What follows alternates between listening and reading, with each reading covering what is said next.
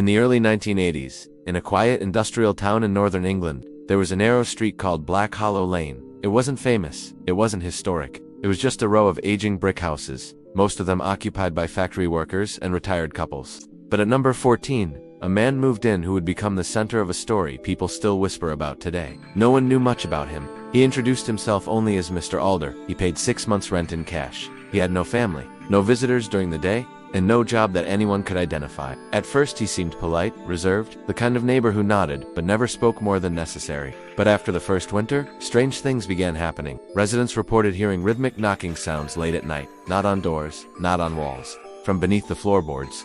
One woman living next door claimed that at exactly 3:13 a.m. every Friday, her dog would begin growling at the shared wall, not barking, growling, low threatened. Then came the smell. Several neighbors described it as burnt copper or wet iron. It would seep into the hallway and linger until sunrise.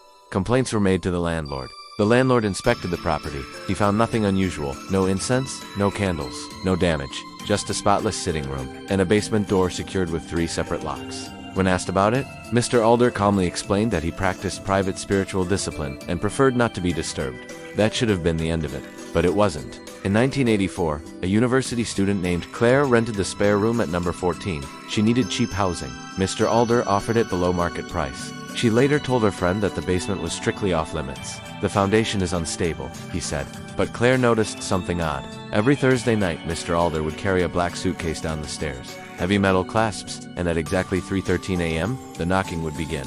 One night, unable to ignore it, Claire crept out of her room. She stood at the top of the basement stairs. The door wasn't fully shut.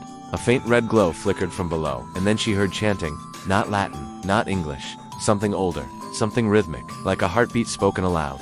She later described hearing a second voice respond, but she knew she and Mr. Alder were alone in the house. Then the chanting stopped, complete silence, and from the darkness below, she heard a whisper. She shouldn't be listening. Claire moved out the next morning. She refused to speak about what she saw, but she left one detail with her friend. There were symbols carved into the concrete floor. And they weren't drawn recently, they were old, like they'd been there before the house was built. The real fear began the following year. A local businessman who lived 3 streets away suddenly became wealthy after months of financial collapse. He had been close to bankruptcy. Neighbors later recalled seeing his car parked outside number 14 late at night multiple times. Another woman, who had been fighting a bitter legal battle, was rumored to have visited Mr. Alder. Within weeks, her opponent dropped the case unexpectedly.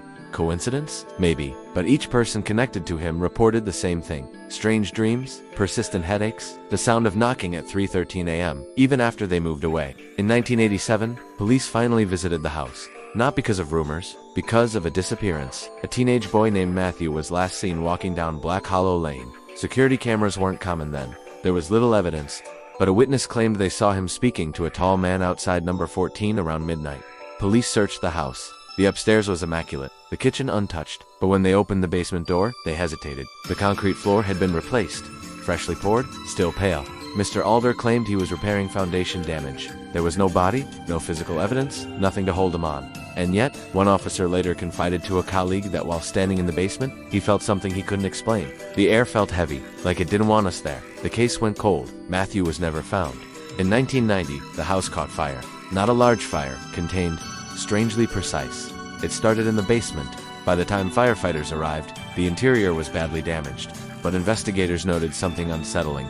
The fire had burned around a circular section of the basement floor, leaving that area almost untouched, as if protected. Mr. Alder was missing. No remains found. No travel records, no bank activity after that date. He simply vanished.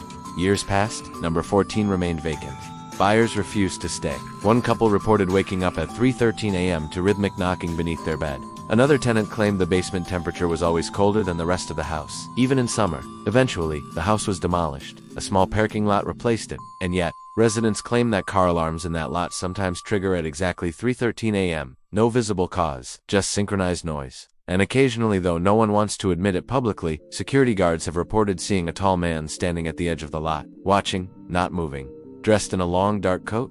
When approached, he's gone. Skeptics say it was hysteria. A lonely man misunderstood. A town hungry for a villain. But old records confirm something unsettling. Property documents show that before number 14 was built in 1922, the land was owned by a private religious order that dissolved suddenly after an internal scandal. Their practices were never fully disclosed. And beneath modern asphalt, concrete can crack. Legends can breathe. And if you ever find yourself in a quiet street at 3:13 a.m., hearing rhythmic knocking where no one should be, you might want to check what's under your feet. Because some rituals don't end, they just wait for a new address.